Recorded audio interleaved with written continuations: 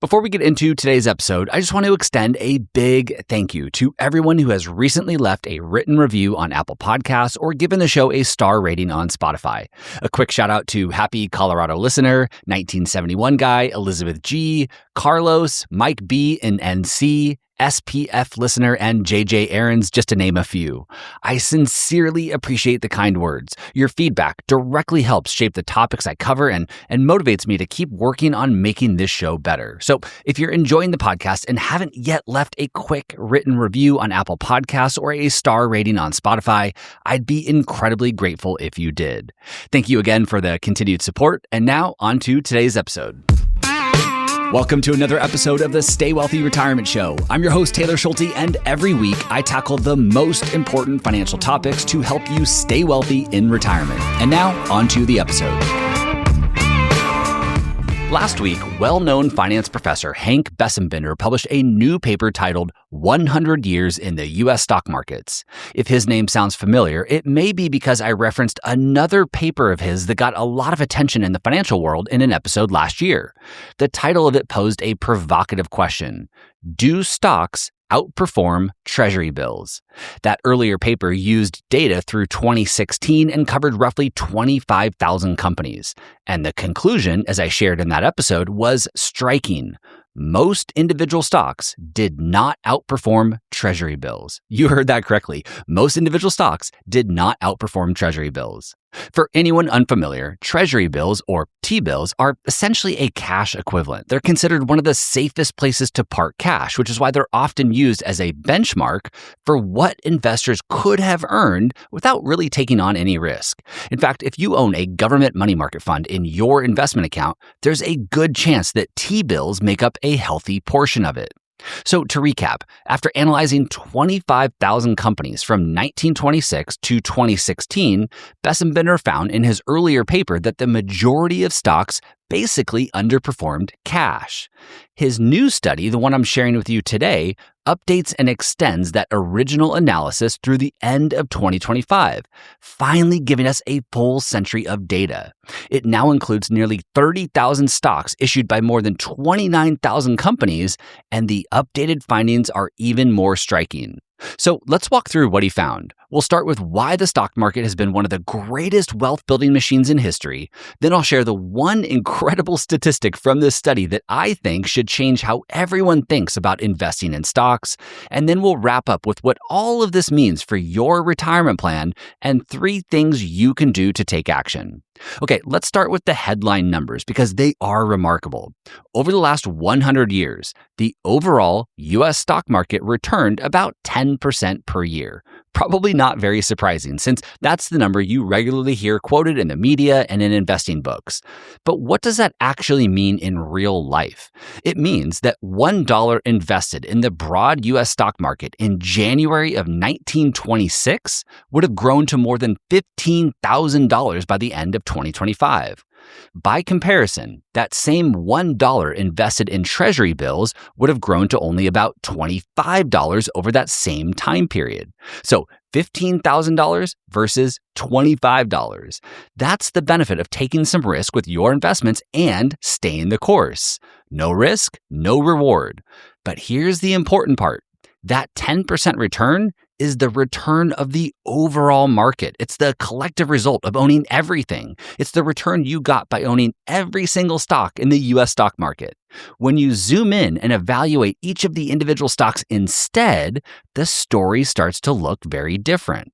Now, to be extra clear and avoid any confusion, that 10% annualized return that I just mentioned, the one that turned $1 into $15,000, that's the return you earned by owning the entire market together as one portfolio.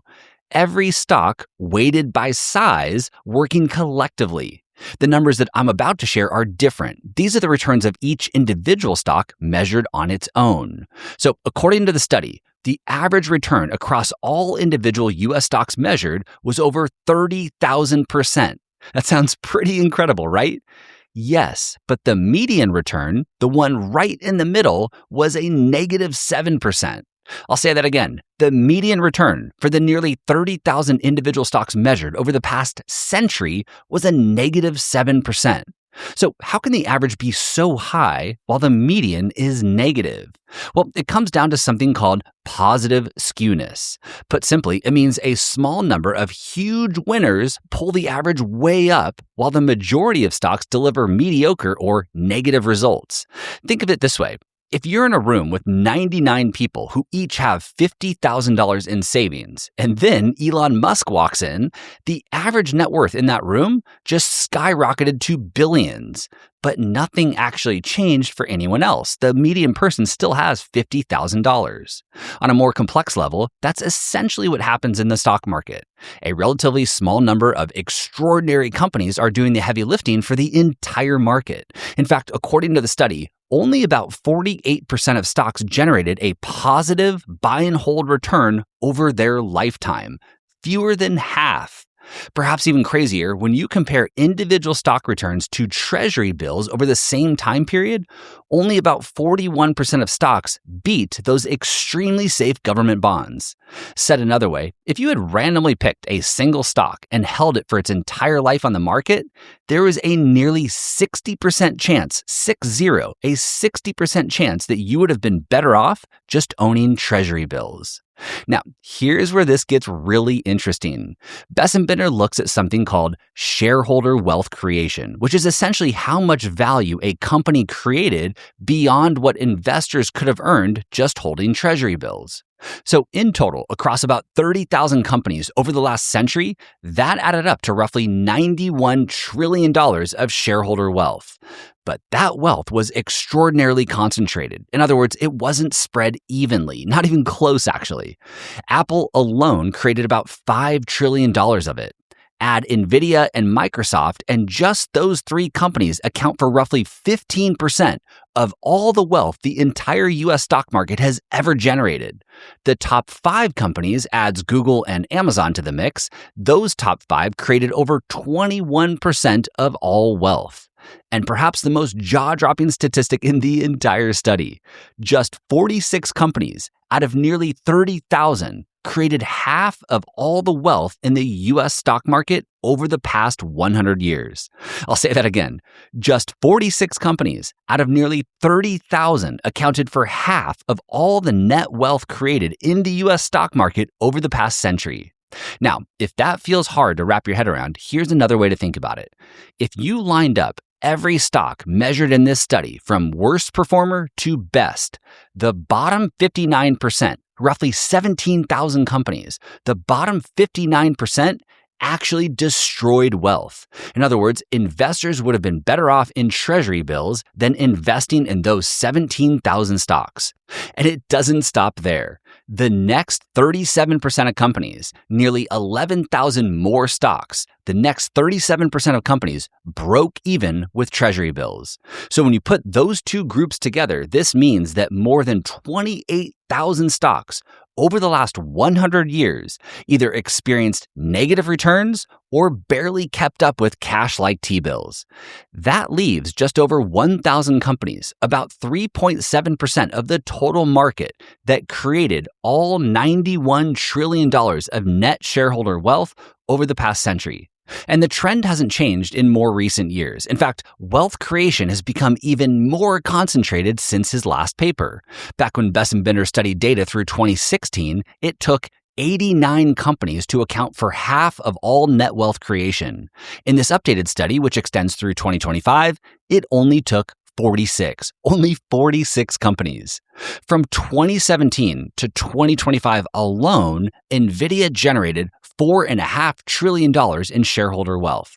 Apple added another $4.1 trillion. Microsoft, $3.3 trillion. These numbers dwarf what these same companies had generated in all prior years combined.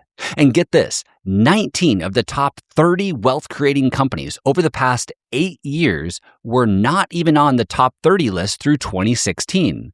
Companies like NVIDIA, Tesla, Meta, and Eli Lilly came seemingly out of nowhere to become dominant wealth creators.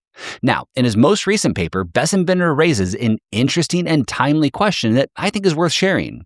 He asks whether artificial intelligence will accelerate this winner-take-all dynamic where a few dominant companies capture most of the gains, or whether widespread adoption of AI will actually level the playing field and allow a larger number of specialized companies to thrive.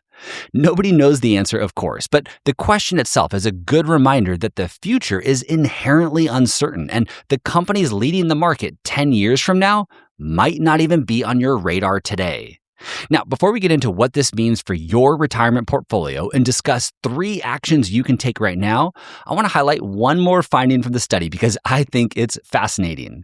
So in his research, Bessembinder looked at the 30 stocks with the highest cumulative returns over the last century. Number 1 on the list was Altria Group, formerly Philip Morris.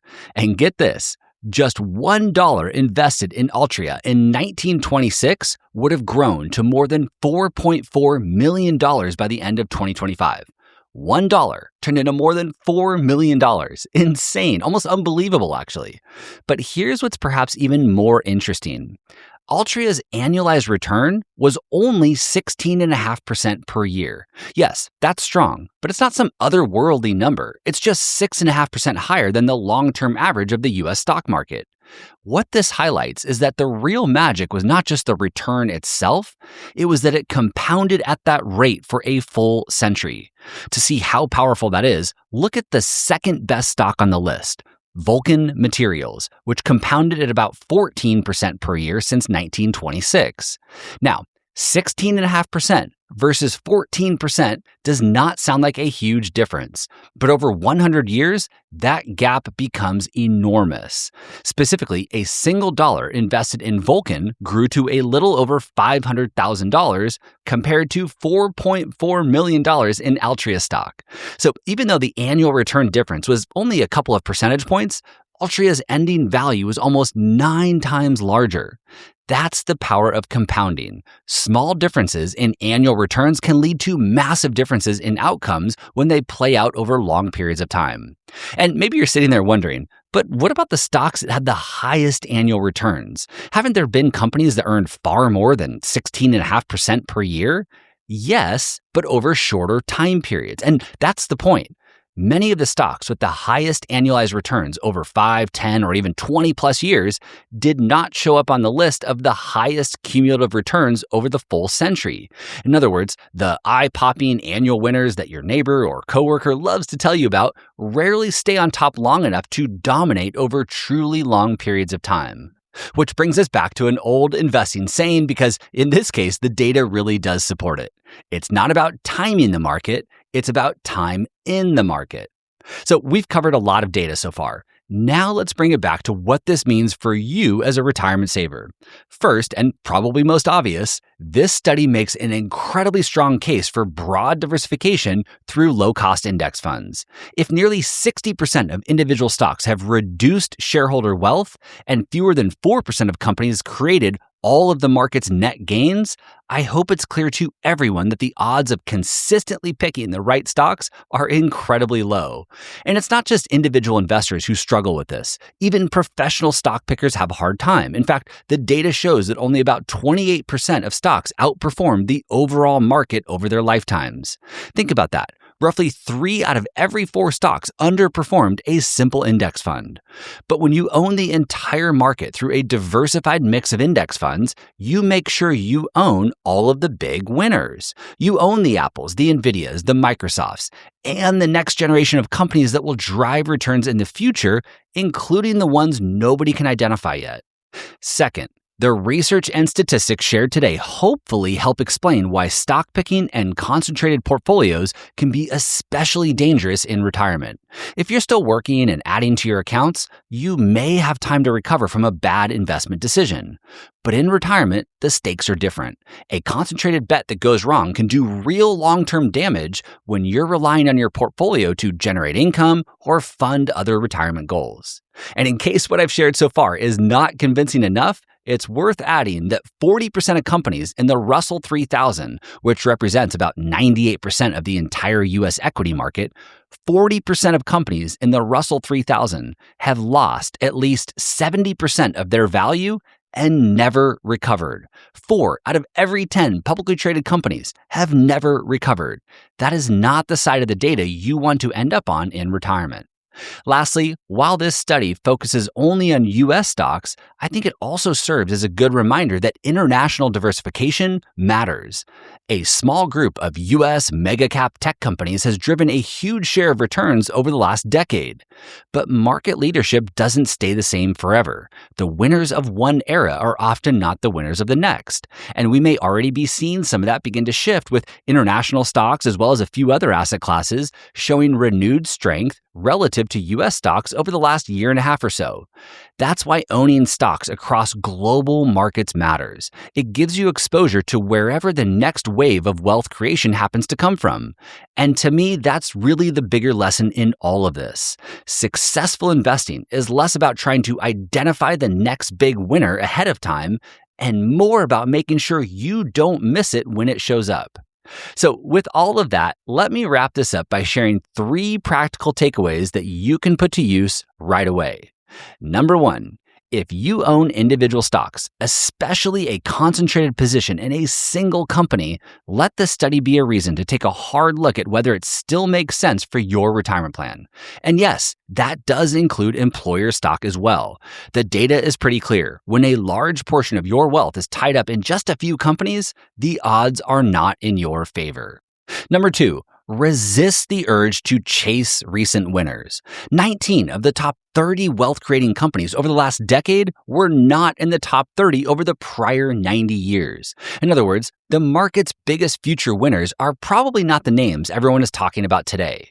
So how do you make sure you own them? You own the entire market. Now, owning the entire market through simple, market cap-weighted index funds like a Vanguard Total Market Fund is a perfectly acceptable approach. But it's worth highlighting that there are, in my opinion at least, better ways to own the entire market while being more intentional about how you own it. For example, you can use evidence and academic research to tilt or overweight a portfolio toward characteristics that have historically been associated with higher expected returns. Things like smaller companies, value-oriented companies, and companies with higher profitability. Said another way, you're still buying the entire haystack, but you're owning a little more of the parts that evidence suggests are likely to reward you over time. And this approach, sometimes referred to as factor investing, is not just about better returns. A traditional S&P 500 index fund today is heavily concentrated in a handful of mega-cap tech stocks. Tilting toward other areas of the market naturally spreads your exposure more broadly, which can reduce concentration risk and provide a smoother ride, especially during periods the largest companies underperform. Lastly, number 3, remember that time is one of your greatest investing assets. The companies with the biggest cumulative returns in this study were not always the flashiest. Many were simply businesses that compounded at solid rates for a very long time. That's how wealth is built. And if you're in your 50s or 60s, it's worth remembering that you may still have a 20, 30, or even 40-plus year investing time horizon ahead of you. So stay patient, stay diversified, and let evidence and compounding do what it does best. I've linked to the full Besson-Bender study today in today's show notes, as well as the paper from 2018 if you're having trouble sleeping at night and want to explore the data for yourself. It's definitely academic and a bit dense in places, but even just skimming the tables may be something you find interesting. And if this episode has you thinking about your own portfolio and whether it's positioned appropriately for retirement, my team and I would be honored to have a conversation. You can click the Work With Me button on the Stay Wealthy website or use the link in the episode description in your podcast app to learn more about our 4-step process and book a call. Thank you as always for listening. And once again, to view the research and resources supporting today's episode, just head over to youstaywealthy.com/276.